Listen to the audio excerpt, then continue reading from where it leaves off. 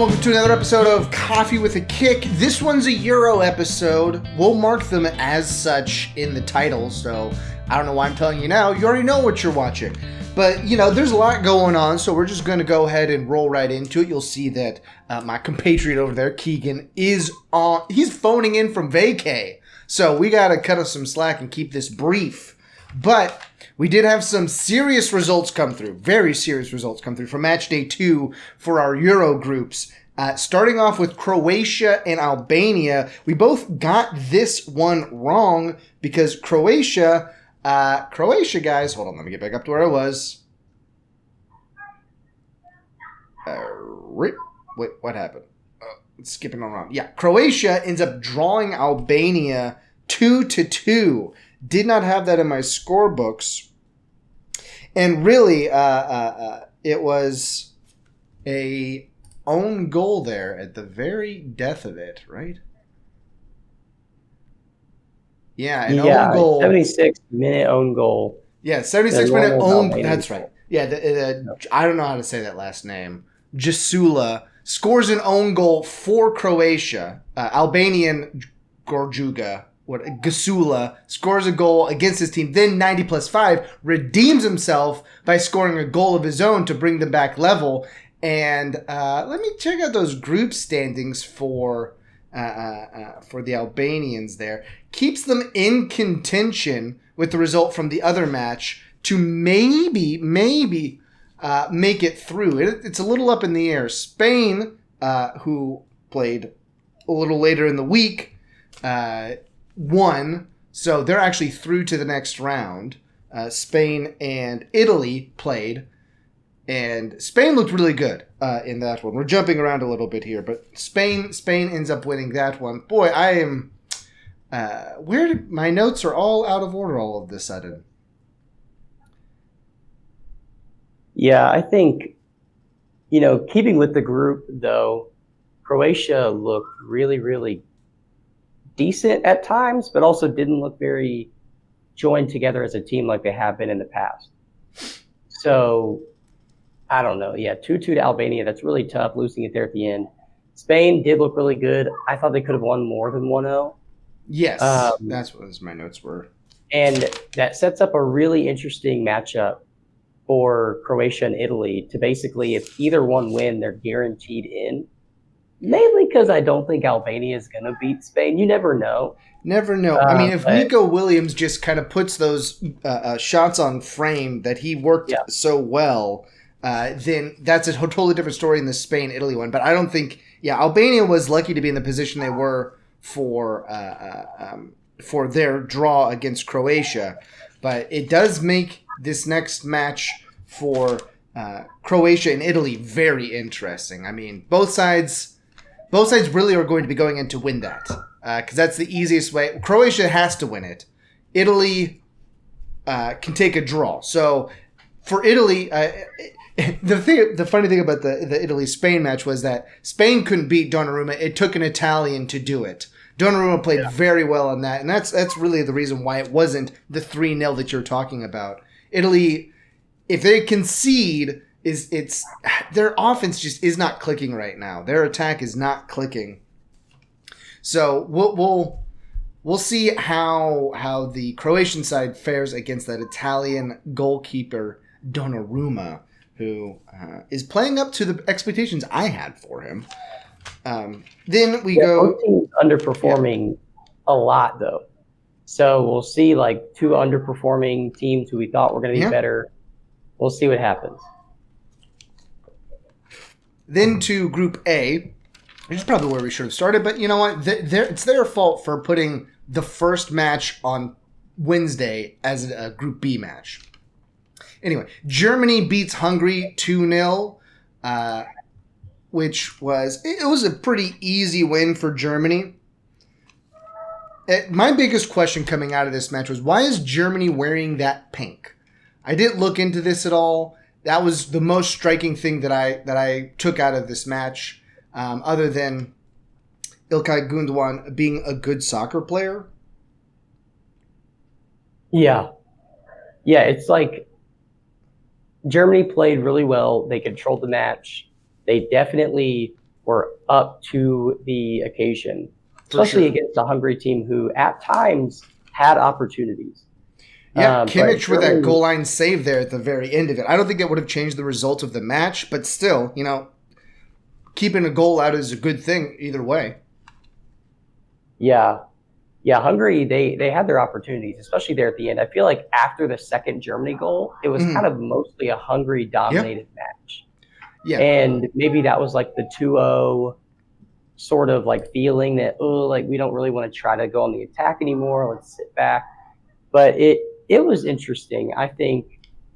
And that game plays into the other group stage game that we saw, Scotland and Switzerland. Yes. And that game played out. I thought Switzerland was going to play a little better, but it ended up being a draw. I felt like it was a fairly even match. I mean, similar shots on target, similar possession. Mm-hmm. I feel like that bodes. Switzerland just looked like they could have played a little better. I was expecting to do more. Yeah, my big note there was that Switzerland should have ended up winning. They had a chance there late on, but didn't capitalize on the abundance of chances that they had. Same for Scotland, but I feel like both these teams should have won the match. Oddly enough, Scotland had a really good chance there in the 67th, but it was denied by the upright. And it stinks for Scotland because they are now fully eliminated. I don't think that they can make their way through. Just let me check that real quick. Yeah, they are. Yeah. This with the matches they have at hand, I don't think that they're going to beat I don't think they're going to beat Hungary in their match coming up here later this week here on Sunday. And I don't think that they. I just don't think they have the juice to make it through with Switzerland and Germany already being on. What is it? They're on 6 and where'd this go? 6 and 4 points respectively. I don't think that Scotland's going to be able to make it through. So we'll see about that. Well, yeah, we'll have to see. Going on from there to we already covered Spain, so we'll leave that one alone. Spain and Italy, we already covered that. To Slovenia and Serbia, a 1-1 draw for Slovenia and Serbia. There's my notes for that. This one was a pretty exciting match, even though it's only a 1-1. Slovenia, another heartbreak own goal in this one. Slovenia almost wins their first match ever at the European Championship Finals, but an own goal in the 90+5 for Serbia robs it from them. Serbia had some chances leading up to that just they hit the post straight on in the 72nd minute. So it felt like Serbia was going to get there, but for it to be they didn't count it as an own goal, but it certainly seemed like it to me with the 90+5. I thought when I watched it, it looked like it came off the header of the Slovenian defender, but I guess they're giving it to Jovic there. Yeah, overall, I felt like this match was Serbia dominated. I feel like Serbia was the better side. Yeah. But again, like I talked about in the prediction episode, Slovenia is the type of team that can really hunker down and play as a unit. They don't really have that one guy who's going to do everything. But this game, they showed that they can be the team that can get points. Obviously, really bummed out that they did not get the full 3. Yeah. But they could be a team that can actually make a run at the bigger sides to almost win, to knock them out. So, I don't know. Serbia, I think by the end, they did deserve a goal with how they played. But Slovenia has got to be heartbroken to end with a draw because they, for so long, had the game just in the bag.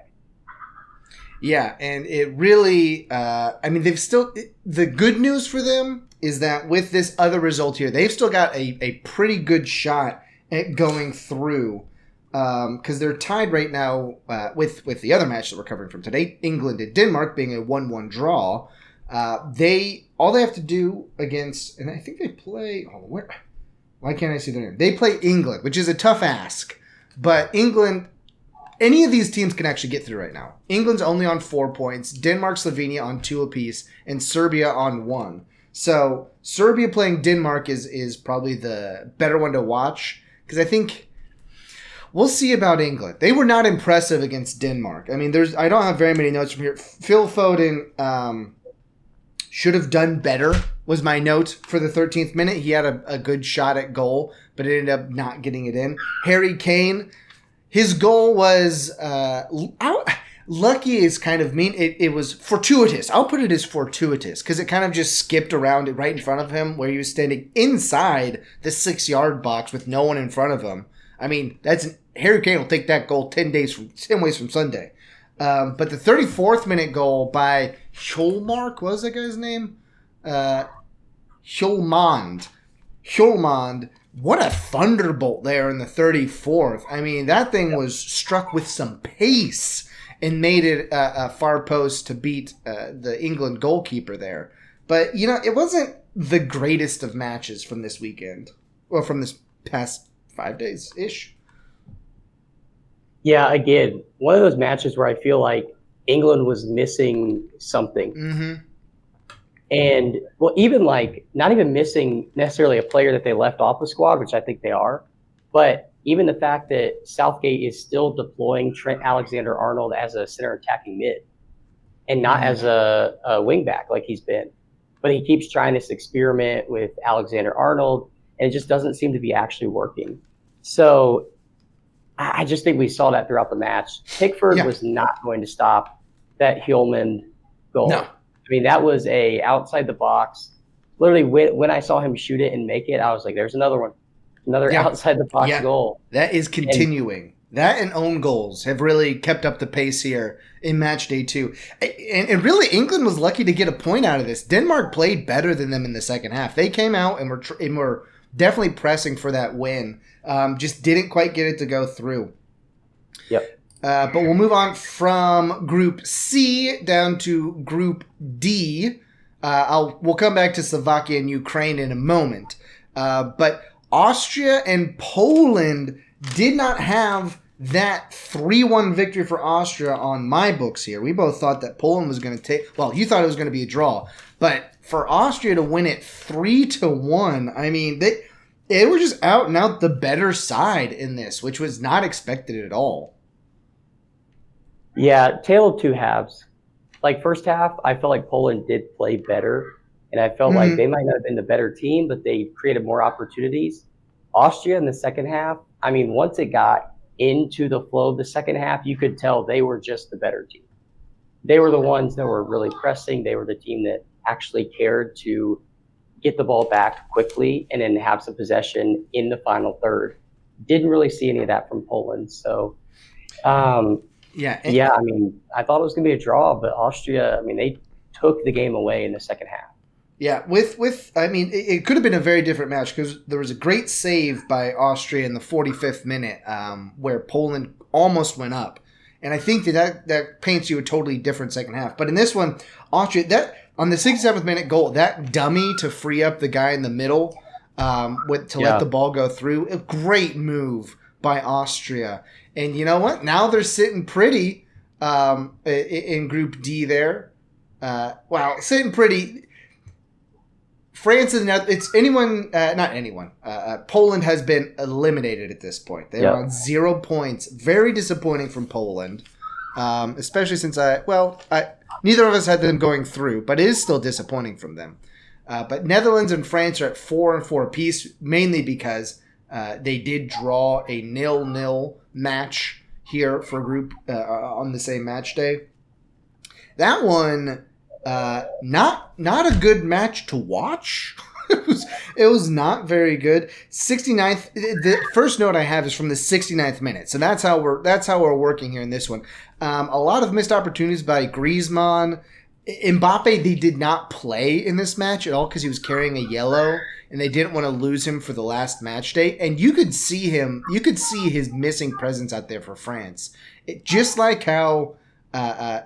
There was a lot riding for PSG when Mbappe was playing. It's a lot like that for France, and they were not able to get in there. In the 69th minute, though, it was that offsides call against. I believe it was against the Netherlands. terrible in my opinion. They came back and overturned it with VAR, but man, that's just by the slimmest of margins. Yeah, well, the issue with that one was yes, it was they called offsides on the offender because the goalkeeper couldn't attack the ball. I was thinking of another offsides call later on. Yeah, I mean the announcers they said it was very subjective. Like they understood it, but also it was hit with such vigor. It was hit far enough away from the keeper that sure he wasn't able to maybe dive because the guy was there, but I don't know. I personally thought it was the right call. When you go back and look at the replay, he's standing right next to the goalie where he would have dove. It's really hard to say that, like, I don't think he would have saved it, but you can't say that. If the goalkeeper had made more of a play on the shot, I would have given the offsides. But the goalkeeper looked like he was hoping for it to go wide, that he was not even going to make a play on the ball at all. Now, so yes, it was very subjective, that one. But I still think that, the referee, I think it was a bad call. I don't think they should have. If they called it in the run of play, which is they sort of did, it was not great in my opinion. I think the Netherlands, it was a great shot and a great goal. That's how I had it in my books. We could agree to disagree. Well, That's fine. I suppose so. Otherwise, we're never going to get on to the next stuff, which But is... it sets up Netherlands versus Austria in this next upcoming match of the group. So that'll be an exciting one. Netherlands and Austria to see if... Netherlands just needs the draw. Austria needs the win. So they'll definitely be pressing. And they'll be feeling good coming off that win against Poland. And then we go to... We'll back up here to Slovakia and Ukraine for the first of the Group E matches. Ukraine ends up taking this one, a gutsy comeback victory for Ukraine, 2-1 with not a pair of goals, but with 2 goals coming, one in the 80th minute. There's my notes. Yeah, I mean, this was a tale of, again, 2 halves. I felt like Slovakia overall was the better team. Ukraine just had a 30-minute-ish window in the second half where they just were the better team. The other 60-plus minutes, Slovakia, much better team. But that 54th minute after that goal, you could feel the momentum building. And in the 80th minute, your Remchuk goal went in, and it was ecstasy for them. But again, just one of those where I don't think the better team won. But Ukraine was just the more tenacious team, the more determined team. Yeah, and I mean they were good goals as well. The ball in from Zinchenko on the first goal was nice. That's that's an old Man City player right there. And then for the what's his name? Yaremchuk. Wow. I mean that first touch on that just moonshot looping ball over the top. It was basically a hope and a prayer. But his first touch there to settle it enough to get the second touch on and pass the goalkeeper. Great stuff there. And it's sometimes the better team doesn't win. It's just the one that gets the plays when you need them most. But it sets up for Group E with the other match. This group, it is totally up for grabs because we go to the other match and Belgium beats Romania 2-0. And this is the Belgium team that we are looking for in this tournament here. This is a much better Belgium team than we had in the first one. Kevin De Bruyne being instrumental to a lot. Tielemans with a great goal there in the second minute. Just a lot of great team play. Jeremy Doku is playing very well for Belgium here. And really they just outmatched Romania entirely. The funniest thing though is that KDB played very well in the middle and fed their striker there. Oh golly, I know his name. Lukaku many times just couldn't quite get it past. Ends up being very easy. You just take route 1 to Kevin De Bruyne with the ball from the goalkeeper for his goal in the 80th minute, and bing bang boom, you get it in. Yeah, I mean you put it best. De Bruyne played well. Doku played well. They looked like that team that we thought they would be. if they play like this every match, they have a chance to win it. Yeah. But can they play like that every match? But you're right. This group is a really good group. I mean, we're literally looking at a group that has all teams at 3 points. Yeah. So literally, if all the games draw, I don't know, do they keep playing in extra time until another, or there's a goal difference? Let's see. I don't know. I think it would go to goal difference at that point, which means that Romania goes through top of the group, which is certainly not what I had in mind. Neither of us did. We both had Romania getting fourth, which could still happen. Like, it's still definitely in the cards for Romania to get fourth. But all these teams are definitely still in it. And then we go to our last group, Group F, which was Georgia and Czechia. Czechia. That's right. They're saying Czechia in there. 1-1 draw here, which I have not been keeping track of. There we go. My notes are all over the place right now. Which neither of us had. Yeah, we both went 6-6 for this match day, so not bad. You had a perfect pick there for Scotland and Switzerland, but neither of us had a draw on this. We both had either side winning it. Yeah.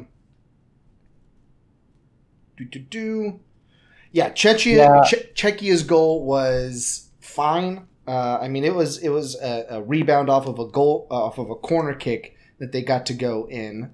Hit the post really hard on the header from the corner kick, and then they put it back in. And then for Georgia, gets two VAR overturnings to go their way. First one disallows a Czechia goal. This happened before, actually, just before halftime. They get a VAR handball overturning a Czechia goal, and then they get a VAR handball of their own to get a penalty, which put them up 1-0.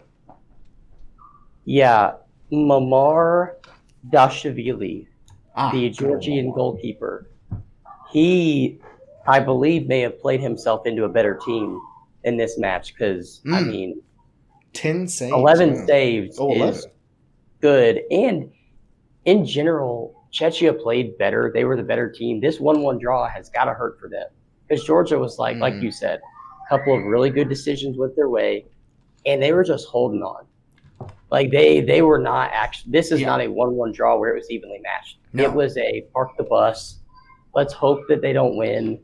So, really, Czechia should have won this, but kudos to the Georgia keeper for keeping all those goals out. And even still, Georgia could have won it at the very death of it with a 3-on-1 breakaway with time expiring in the 90+5.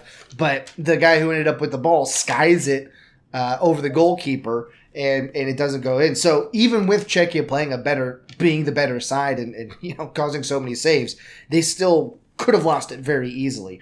And then to the last match, which was Turkey, they're saying, versus Portugal. And Portugal, made Turkey look silly. I mean, this was similar to this was worse than the Belgium-Romania match that Portugal...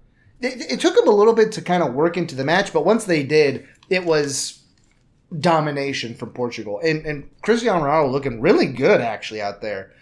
He gave up, but playing unselfishly in this one with laying the ball off to Bruno Fernandes. I think that was his, right? Bruno Fernandes. Yeah, this was a strange match. And, Bernardo Silva got the first one. Fernandes got the last one, that own goal in the middle. But, Portugal was always going to win this. Yeah. They looked dominating. But if you look at the stats, it was very even. But it didn't feel that way. No. Watching the game, you could tell that Portugal, this was their match, their game. And, there's not much else to say about it. Portugal dominated. Nope. And that gets you up to date with the Euro action. Make sure to tune into the other episode here for our predictions for Matchday 3 with some big time players still needing some work before they move through to the next round. So we'll see how our predictions fared from picking group stages. We're not out of it yet. Both France and Belgium still kicking, so we'll see what happens. But until then, why don't you go ahead and grab your coffee, watch some soccer, and we'll see